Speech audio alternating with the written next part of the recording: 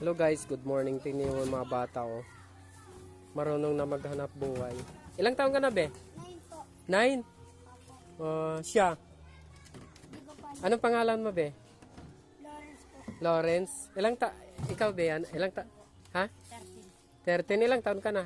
Ay 13. Anong pangalan mo be? Ha? John po. Ha? John po. John Paul. Magkano ang araw mo be? Depende po. Per galon kayo?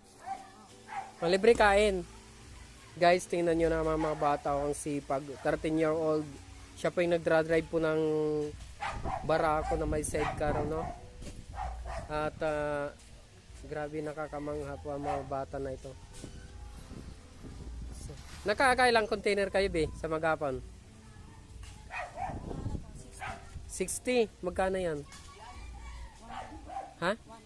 1.8. Sa pera. Tapos ikaw din nagbubuhat. Yan po si John Paul, 13-year-old. Ikaw nga pala, Lebe. Ilang taon? Ha?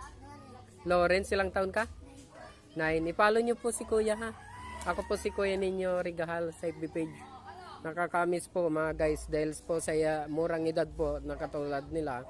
Sa 13-year-old, pero nung time na gano'n ako kaedad, nag-iigib na rin ako. Ang gamit ko ay kariton sa probinsya. Yung chinilas lang po na may kawayan, tinutulak po yung gulong niya nasa harapan po mga guys. Pero ito, kakaiba po ang gamit nila mga guys. Dahil motor po, barako. Sa bagay, dito lang naman sila sa loob ng subdivision ng San Jose del Monte, Bulacan.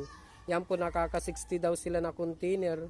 Sa loob ng isang araw, 1,800 ba yun be? 1,800. So, yan be. Kaya ganun pa man, may abot ako sa inyo maliit na bagay pero di ko na ipapakita sa video. Ako'y naamis lang be sa katulad yung murang edad na marunong na maghanap buhay, no? So, nag-aaral pa kayo be? Anong year ka na? Grade? Ha? 7. No? Ipalo nyo ako be ha? Tapos i-share nyo po. Ito, mapapanood nyo to be mamaya siguro, mga bandang hapon. I-upload ko kayo. Ha? Yan po guys, nakakamis pong mga bata na ito. Grade 7 daw siya. Katulad po sa kanila, dapat po tularan po sila, no? Naghahanap buhay sila ng marangal, tapat, na pinagpapawisan, no? Karapat dapat lang na alam ng magulang mo, be, nagtatrabaho ka na. So ito be ha, may aabot ako sa inyo, pagpasensyahan mo na. Dahil pagka nag-viral kayo be, sumikat kayo, ito be, yan, malaking bagay yan. Ingat kayo. Okay, follow nyo ako ha, i-share nyo yung mga upload ko ha. Bye bye. At saka kaya yung upload na ito, yung video sa inyo, i-share nyo ha. Bye bye, God bless.